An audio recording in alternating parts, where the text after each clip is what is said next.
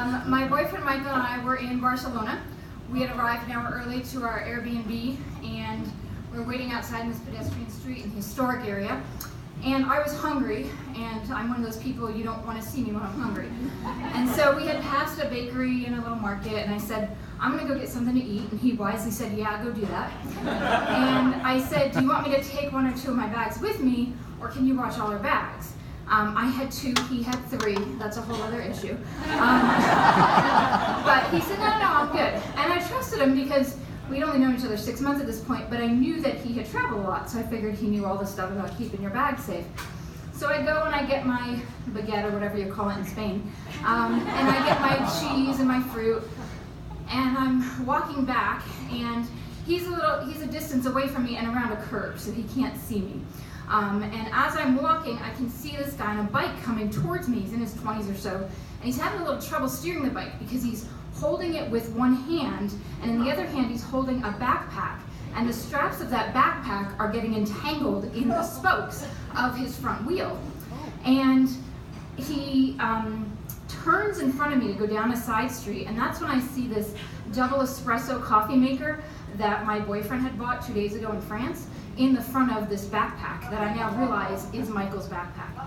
And so, you know, it's just all starting to come together, but I'm still confused as to how this guy has his backpack that's obviously not his.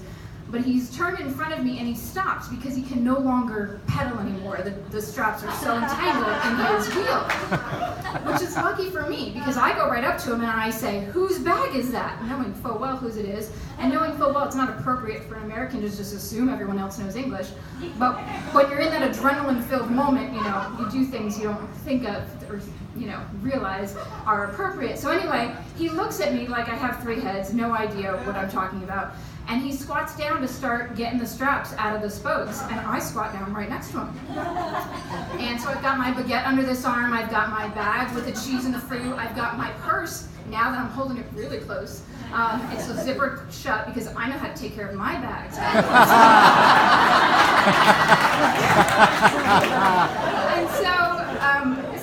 And all the while I'm getting these straps out with this guy right next to me. We're doing a lovely job working together to solve this problem. And as we're doing this, I stick my arm in one of the shoulder straps because I know as soon as it all comes out, I'm going to grab this pack because it's obviously not his and it belongs to me, or Michael, but at this point it's mine. So we get it all entangled, and I've got my arm in one side, he's got his arm in the other, and I say, this is not your bag, and he says, esto mío, and I know enough Spanish or French or whatever to know he's saying, it's mine, and I'm still saying in English, no, it's not yours, it is not yours. And then I start using the sign language because that's what you do when you're in another country and you're trying to communicate. And I'm like, no, it's Michael's. He's around that corner. You took it from him. And he's going, esto mío. And so finally, we go on like this for like 10 seconds. And then finally, he just looks at me and he goes, and he drops his side and he gets on the bike and he jets. And it gets better.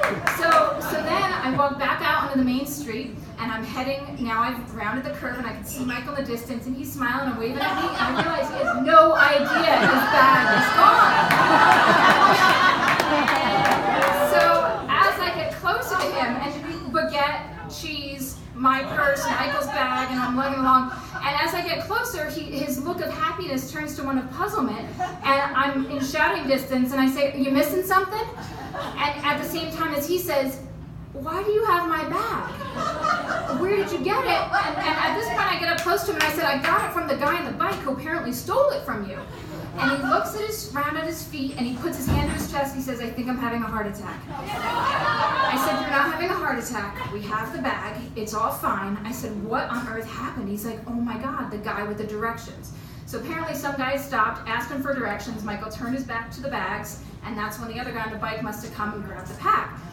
And so we get through all this, we're just amazed at the circumstances that I actually was able to intercept this bag, and by the way, what's in it is all his computer stuff because he works from home or wherever we are, and so I feel like this is, 6 months into the relationship, I am the awesome girlfriend at this point. Which is good because I'm just about to meet his family for the first time, and that doesn't end up going as well, so I've got this in my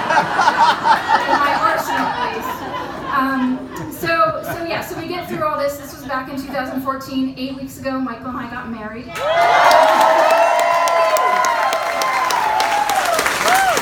the poor man, bless his soul, he is here tonight.